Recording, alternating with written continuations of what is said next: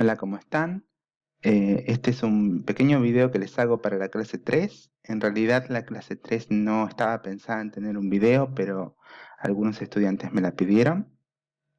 La idea principal es que tienen que leer el material por sí mismos. Van a ver que las páginas que están indicadas en esta clase tienen toda la explicación necesaria, pero bueno, debido a que algunas personas me pidieron por favor que haga una aclaración, me parece buena idea hacer este video. Bueno, y no cuesta nada. Eh, Primero que nada, recuerden que estamos viendo cohesión léxica y tenemos que familiarizarnos con el término de normas APA. Bien, las normas APA son la manera de citar. Recuerden que cuando tengan que hacer algún tipo de trabajo, seguramente ya lo habrán estado haciendo, más que nada en metodología de la investigación, van a ver que cada vez que ustedes utilizan una bibliografía o referencia, tienen que dar, digamos, una especie de citación, no, especie no, una citación del libro que sacaron ese texto o de la página web a la cual recurrieron.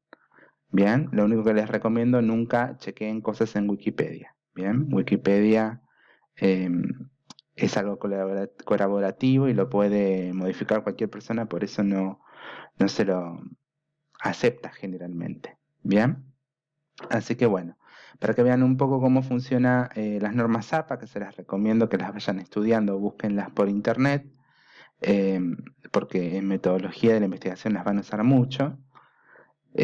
Son, por ejemplo, el nombre de los autores o el autor, bien. Después tenemos el año, el nombre de del libro, edición en este caso, lugar, eh, editorial, y esto es opcional en este caso. Si trabajaron con algunas páginas específicas, van a poner las páginas a las cuales recurrieron. Bien, entonces fíjense acá que tienen una especie de resumen: autor, año, título, lugar, editorial, página. Lo único que tienen que tener en cuenta son los apellidos, los nombres no van, punto, solamente la primera inicial. Después del año 2002, en este caso, que va entre paréntesis, van a poner un punto. Y bueno, y respeten también los dos puntos del lugar. Bien.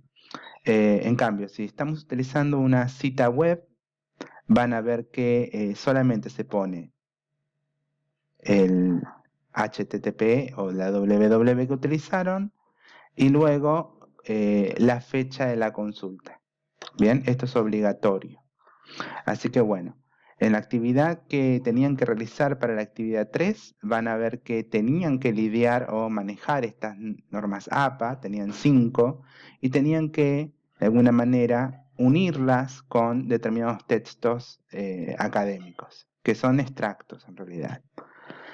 En este caso, miren, ya les doy una de las soluciones, el texto de A Clear Route o Route to Quantification and Sustainability. Fíjense que este texto va a tener sí o sí su source o su origen de esta página. Bien, que dice Pre-Sustainability. Bien, fíjense que es no la misma, pero es de la misma familia de palabras. A esto viene que para poder hacer este ejercicio uno tiene que de alguna manera darse cuenta que hay palabras claves. ¿Ven? En este caso es sustentabilidad. La palabra sustentabilidad, fíjense que en rojo aparece varias veces. Esta es la palabra clave. Las palabras clave generalmente son las que se repiten mucho. ¿Bien? Y si se repiten mucho es porque son importantes. Así que lo que van a hacer es lo mismo con las demás, digamos, las demás citas bibliográficas y con los textos que sobran. ¿Bien? Recuerden que esto lo hacen en la carpeta, pero después lo tienen que, de alguna manera, realizar en el ejercicio online, que es un multiple choice. Simplemente hacen son clics y tienen que unir las citas bibliográficas APA con los textos que se les dieron, que eran 5. Bien, recuerden que este es uno ya hecho. Entonces, ¿qué es lo que tienen que hacer, digamos, en la actividad? Es muy simple y lo dice, tienen que leer las actividades. Simplemente marcar el origen y marcar el destinatario. Bien, solamente eso. El libro da más opciones, como por ejemplo el propósito, el tema y las palabras claves. Bien, pero la actividad que ustedes tienen que realizar online solamente es origen y destinatario.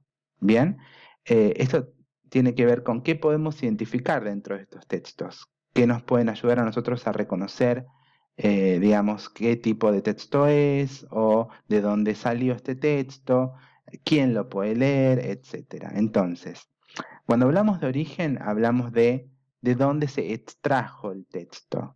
Bien, por favor no pongan, como ha pasado en otras instancias, se extrajo del libro inglés extracurricular.